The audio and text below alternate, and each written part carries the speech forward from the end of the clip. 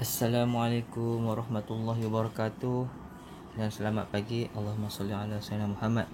Okey, pagi ni apa khabar semua sahabat-sahabat? Okey. Pagi ni saya nak share sikit cara analisis Euro JPY, yang mana bila kita buka tengok nampak macam ada peluang. So kita jangan terus meletak, katakan dia akan terus buy ataupun terus sell. Okey, yang penting kena ikut SOP dalam membuat analisis. Okey, barulah kita kira pair tu valid untuk kita masuk entry ataupun position buy ataupun sell. Okey, yang pasti yang pertama kita mesti mencarikan satu letakkan vertical line. So di mana kita letak? So di sini. Okey ya. So di sini kita nampak ada dua bucu tajam RSI yang telah ditinggalkan sebelum cross dan lepas cross. Ada dua. Okey, satu, dua. Okey, jika kita analisis semalam, okey, kita boleh menggunakan yang pertama ni lah. Okey, line yang pertama ni, RSI yang pertama yang ada bucu ni sebelum cross. Dan jika kita buka time frame pagi ni, so kita boleh tengok yang terkini. Yang terkini. So kalau di sini pun, jom kita tengok dulu menggunakan bucu RSI yang semalam yang berlaku sebelum cross pula. Macam mana dia punya horizontal line dia duduk di mana? Okey. So di area sini. Okey.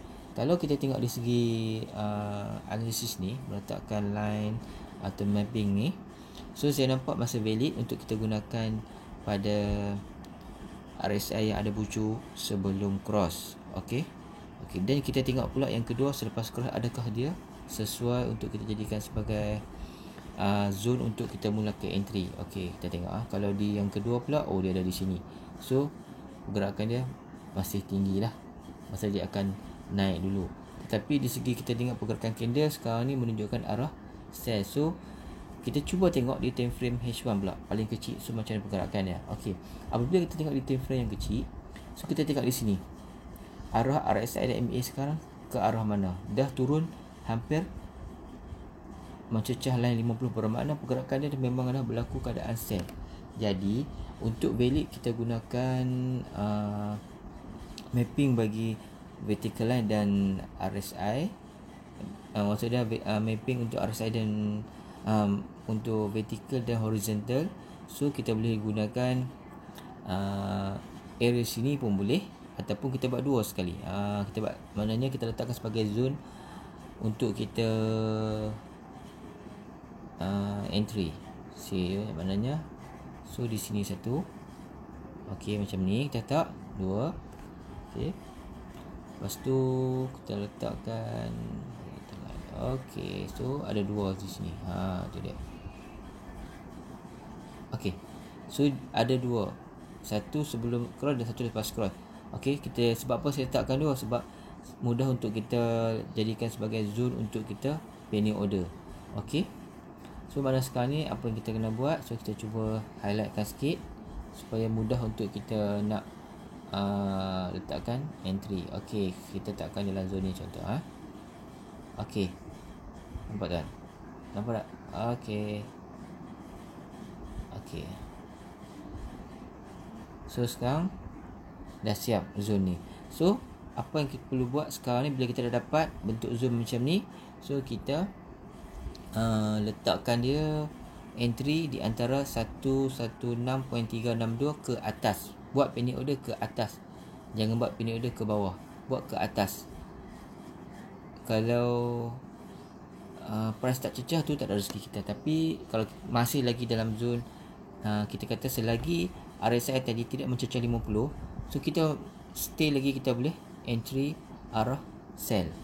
Okey, so kita boleh entry. Tapi kalau nak dapatkan harga yang kurangkan floating, so kita buat di antara zone 116.362 ke atas sehingga zone 166.640. Itu adalah zone untuk kita letakkan entry. Okey, sebab apa saya buat macam ni? Sebab kita nampak ada dua di situ, dua bucu RSI yang berlaku sebelum cross dan selepas cross. Maksudnya yang sebelum ni berlaku semalam dan yang selepas cross berlaku hari ni.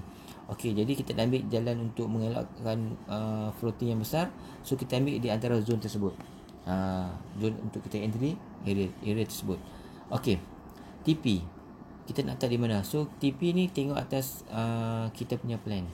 Okey, sahabat-sahabat punya plan untuk intraday ataupun swing. So pada pendapat saya baik kita ambil intraday lah. Sebab apa, kita baru dalam tempoh pembelajaran. Okey, kita buat kiraan profit, maknanya kita ambil dalam, untuk intraday kita ambil dalam 20 ke 50 pip. Okey, cukup. Profit dia kita ambil 20 ke 50 pip.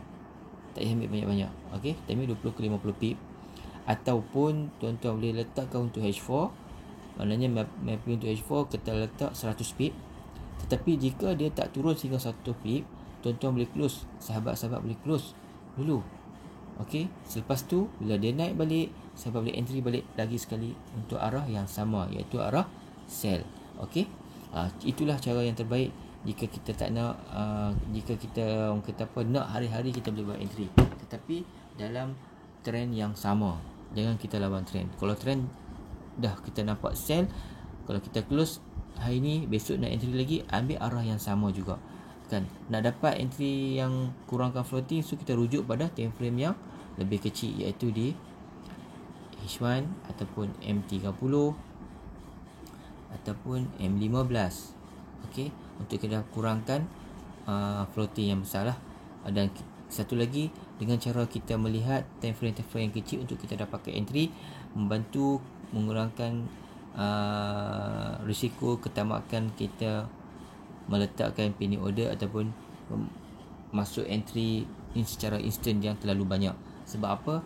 Kita kena sentiasa berjaga-jaga dari segi margin kita. Kalau margin kita tak kuat, tapi kita seronok, kita yakin dia akan sell, tetapi jika ada news kan, so dia akan spike naik dulu, ataupun dia akan buat satu pergerakan yang besar berlawan arus, iaitu dia akan naik arah buy.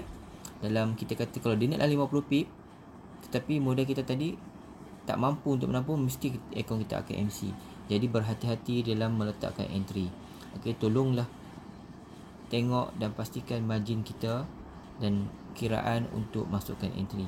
Okey, jangan kita terlalu yakin bahawa dia akan terus melakukan penurunan tanpa ada berlaku sedikit retrace ataupun reversal. Okey, saya rasa setakat dulu untuk saya memberi pencerahan. Okey, dan satu lagi, jika hendak menunggu TP pada H4, so kita boleh tengok RSI sekarang ni berada di atas 50, dan jika nak fokus pada H4 swing, so kita boleh menunggu sehingga RSI tadi mencecah line 30. Okey, kita boleh close. Bermakna di situ target saya ada dalam lebih 50 pip untuk dia sampai ke line 30.